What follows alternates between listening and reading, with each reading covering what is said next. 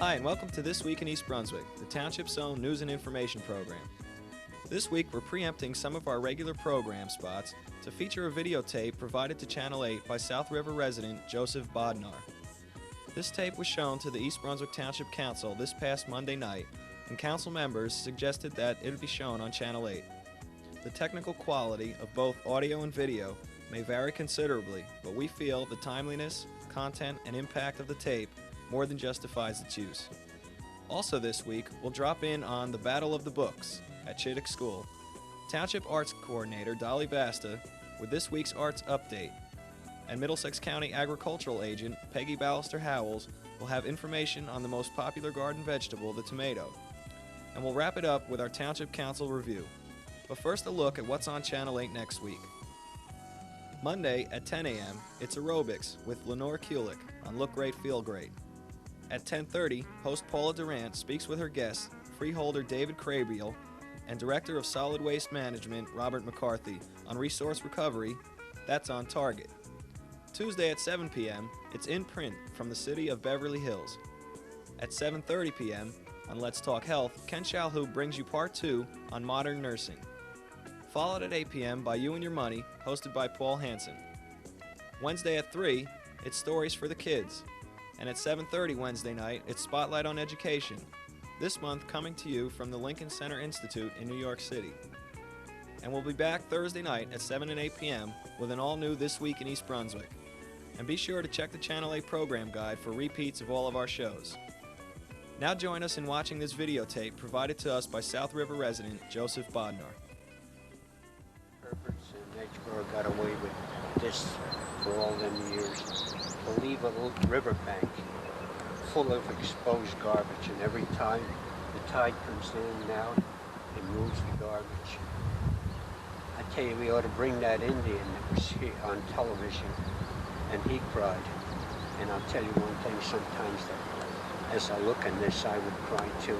And a lot of other Middlesex County residents and people in New Jersey would cry. How an outfit can get away with doing what they're doing here at the present time. Now, and it's high tide, and soon as the tide drops down, the exposure along the bank is at least 3 to 4 feet. You can see raw garbage right along the line of the Raritan. And basically, it's a problem that the state should be involved, and the people that talk about clean water and our ability to have clean rivers, and sometimes you can't figure it out. It's terrible. But that's the way the state runs. They talk a good game. Our county talks a good game.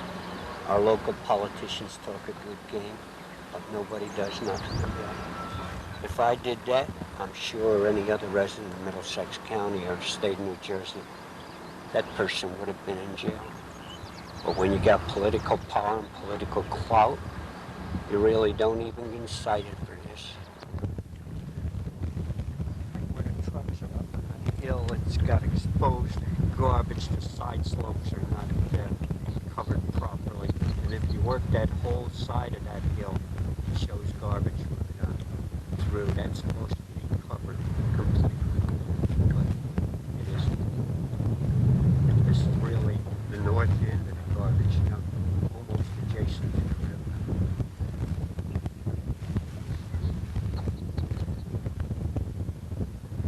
The other section to the left, where the part is adequately covered. The one on the right is not covered. The one on the left has what appears to be grass growing on it. The one on the right really has nothing. It has no garbage exposed.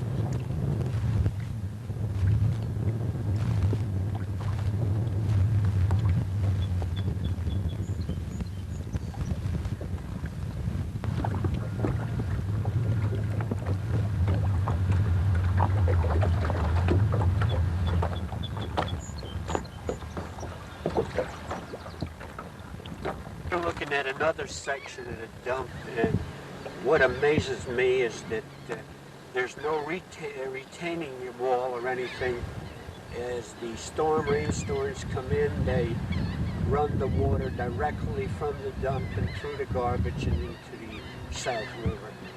And in this particular area also we noticed where actually in the river is looks like at least a 36 to a 48 inch pipe that's been dumped in here. And the whole area appears to need housekeeping and better maintenance. The most important thing is that the rainwater going through the garbage winds up back into the river.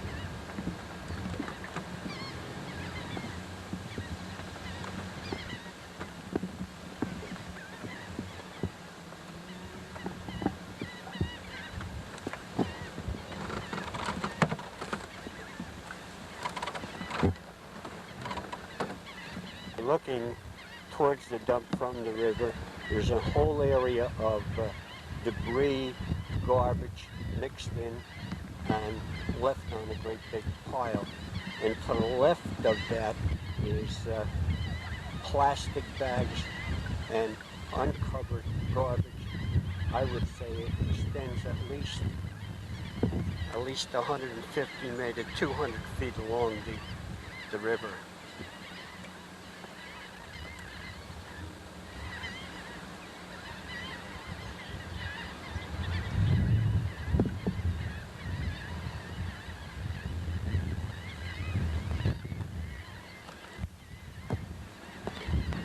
Rainwater or the storm water that comes through the garbage just seeps through it and comes right on directly into the river.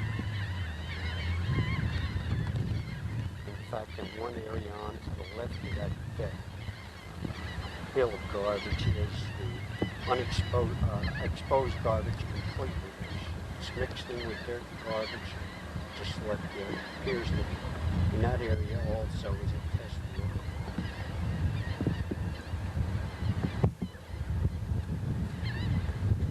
In fact, I think that the EPA ought to come out here with us in a boat and be able to examine this whole area, because it's really critical. If we're to upgrade the river, we must take care of areas like this, regardless who the people are who are involved. From underneath these dumps, right on into the river.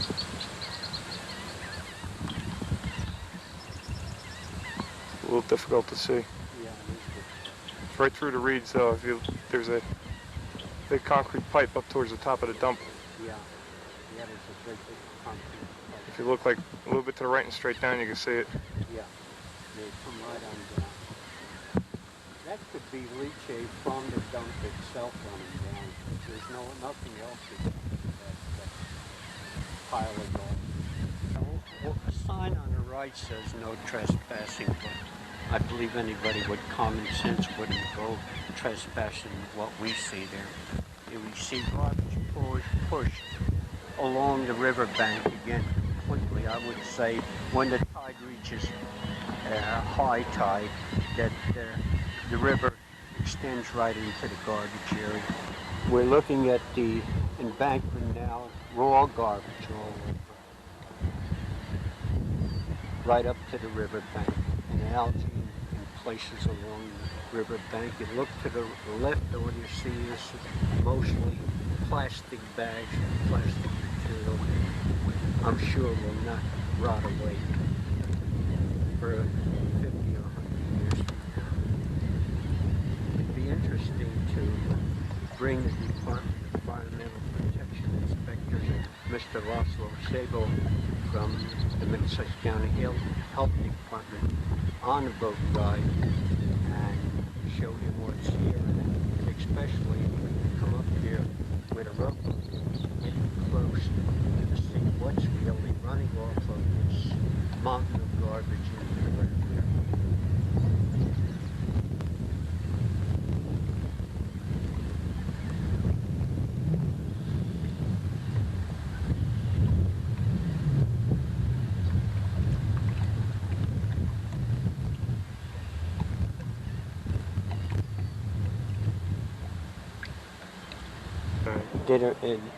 in front of us it appears that some kind of a wire fencing in it, but the wire fencing is only about 40, 50 feet. And in the area where the water is, next to the dump area, is also only for the show. There's some appears to be wire fencing.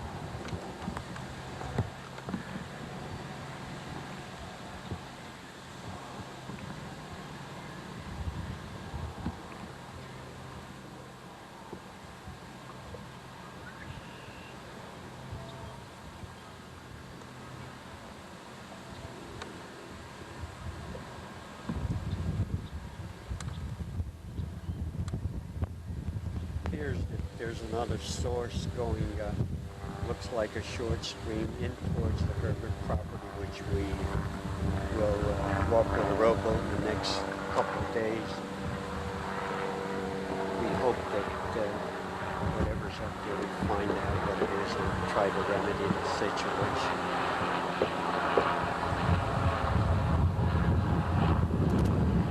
Thinking this many times, why does man destroy the best things in life? And you know why? Because people don't take an interest. When there's going to be no water to drink, and water's going to be contaminated, saltwater intrusion, then we can say, why did we let him do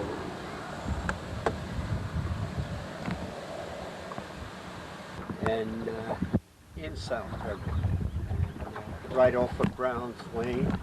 In front of us is the old sewage disposal plant, and right along the river bank there's drums of material. In fact, one drum is only a few feet away. Garbage piled up against the building that's there.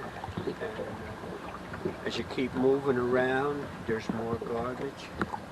And to the extreme left is a Shell sign, and past the Shell sign going towards Seabolt's property, a center Seabolt's property, you'll also find what appears to be asbestos or some other type of material dumped right into the no protected area along the side.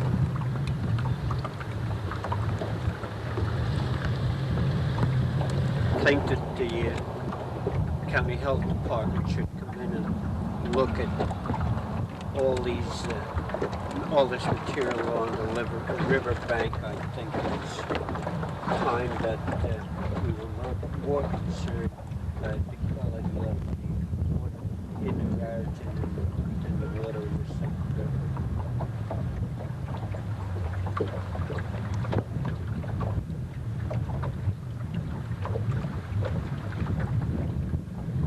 What amazes me is people responsible for this, their children, and their children's children get to inherit all this great stuff.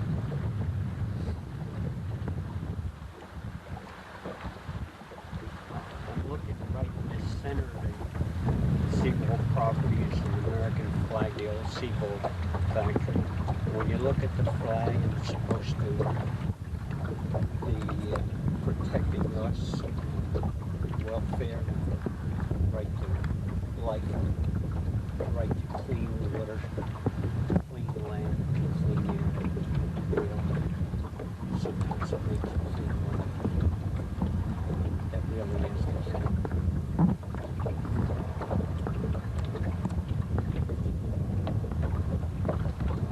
Looking at the Middlesex County Trunk Sewer Pumping Station on Canal Street in Sayreville.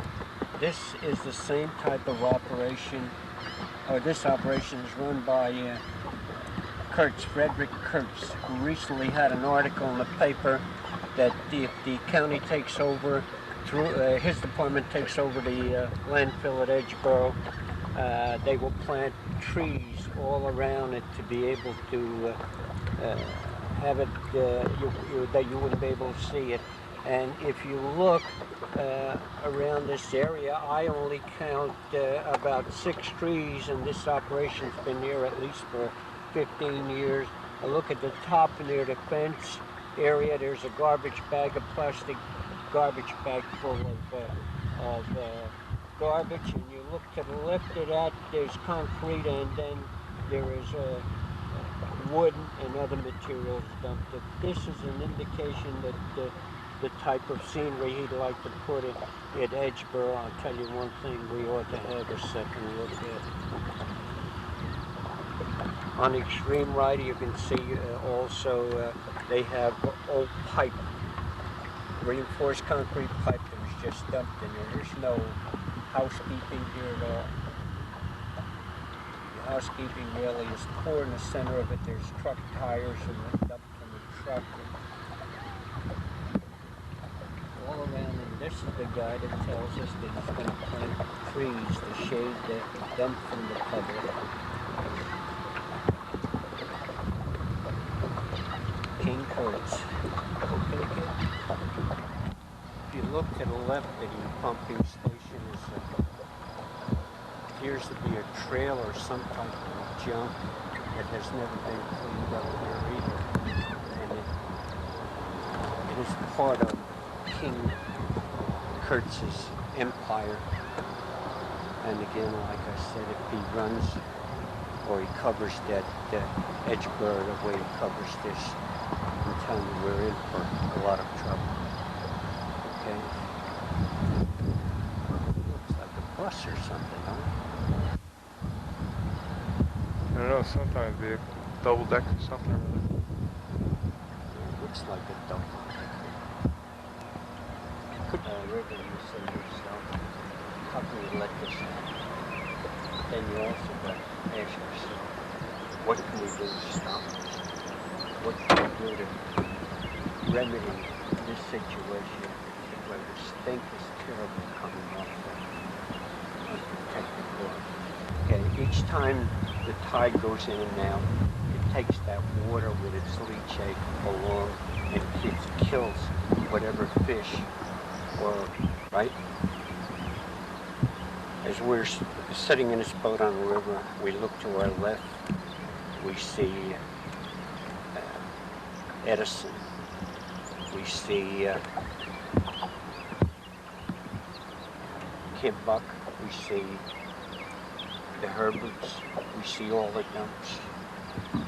Sometimes we have to ask ourselves, how much more can we take? Where does it stop? And why us?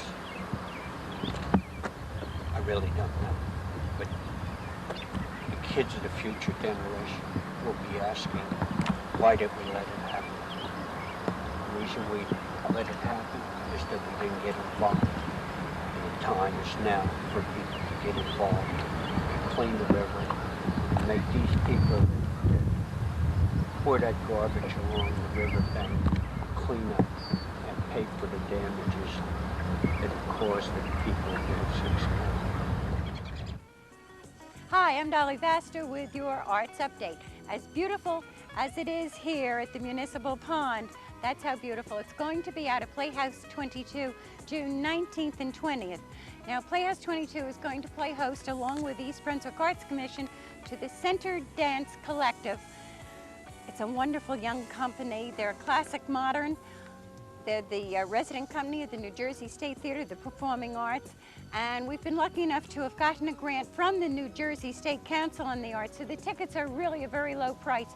They're $8 for Friday night, $4 for seniors and students on Friday nights, and $8 for Saturday night for everyone.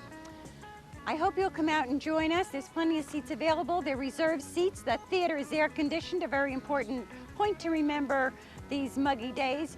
Call me at my office, 390-6825, or tickets will be available at the box office the nights of the performance.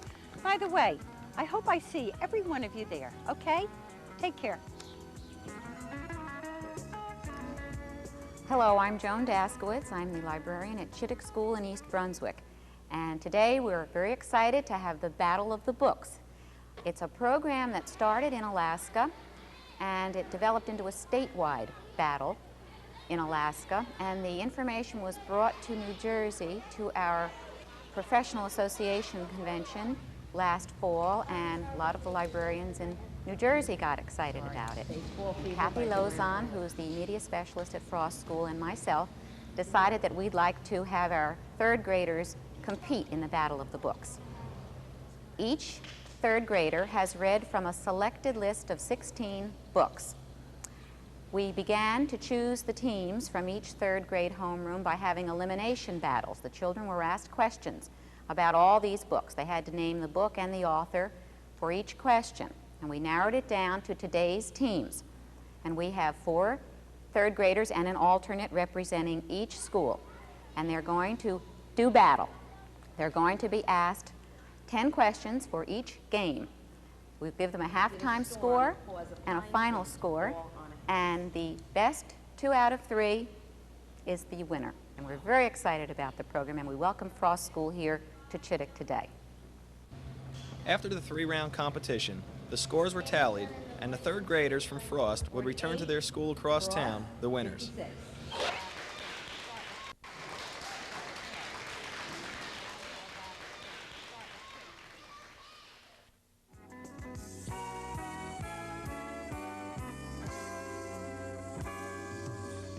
Hi, my name is Tracy Unice, and I'll be bringing you this week's comment on the Constitution.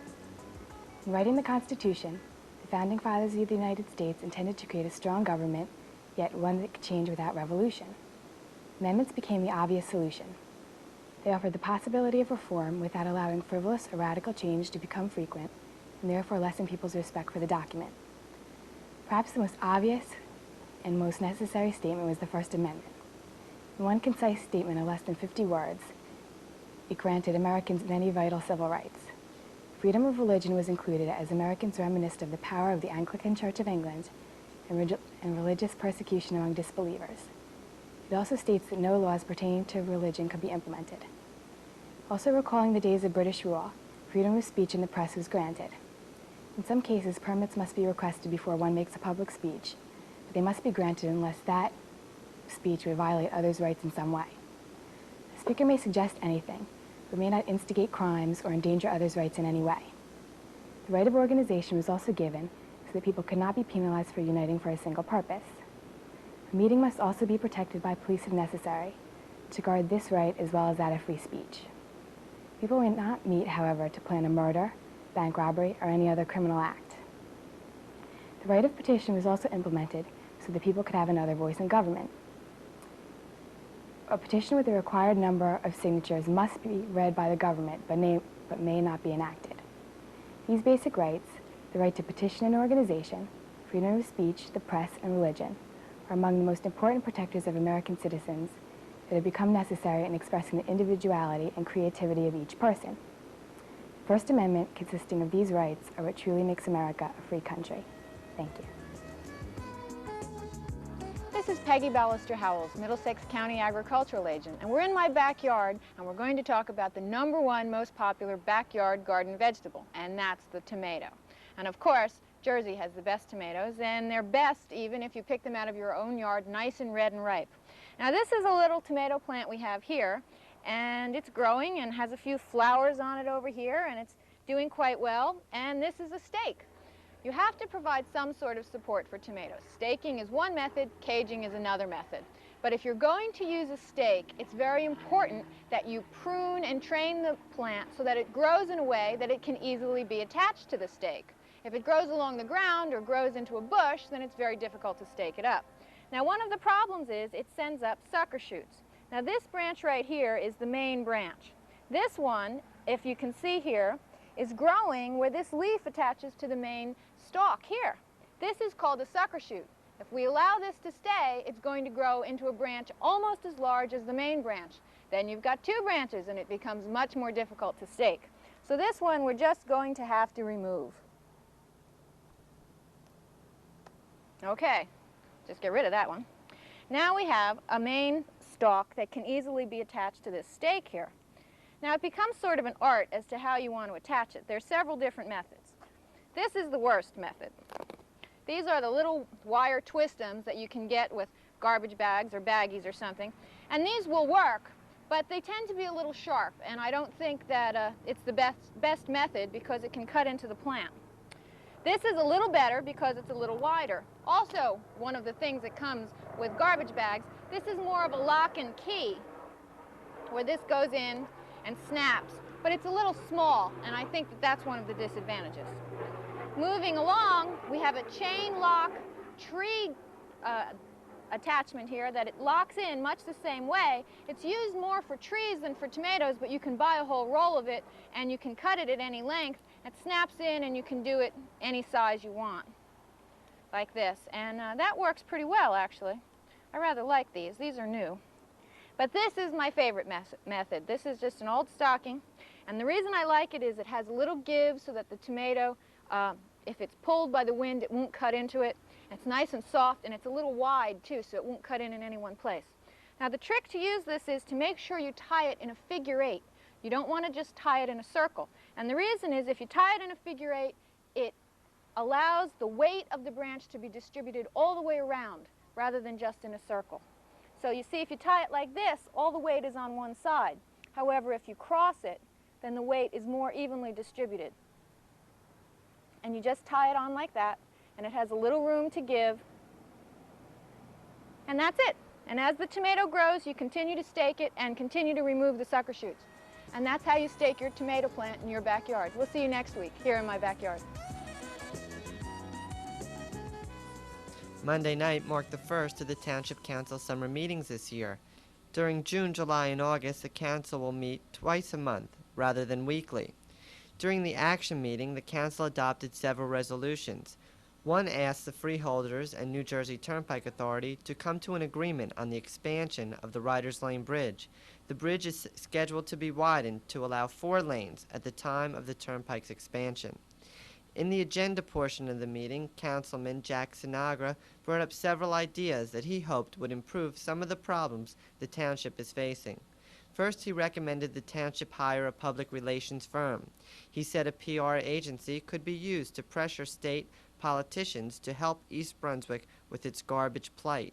He also said PR firms could promote the town's positive characteristics, like education and recreation, and at the same time organize public opposition to the Edgeboro landfill.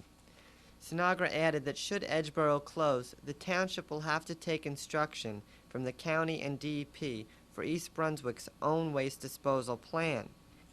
This leaves East Brunswick powerless to make its own decisions. Sinagra also outlined the result of police inspections of garbage trucks heading to Edgeboro since the 6 highway deaths 3 weeks ago. There were 5,484 violations. They took out 345 completely out of service for unsafe, which represents approximately 16%. There were 120 overweight. There were 429 summonses issued, 29 warnings. I guess 12 drivers were on a revoked list. Yes. With a policeman actually standing there, 95 trucks went through the red light. In plain view of with a police car there. It's because they didn't have any brakes to stop. Probably correct. 1 driver, possession of marijuana, and 1 driver, DWI. Sinagra said just over 2,000 trucks were stopped and that these figures were not unusual throughout the state. Sinagra and other council members urged township residents to attend a meeting June 29th on the county's waste disposal plan. The meeting will be held at Middlesex County College Student Center at 7 p.m. For more information on this, call 390-6767, 390-6767. Transportation will be provided from East Brunswick Township. That's all for this week. Thanks for watching.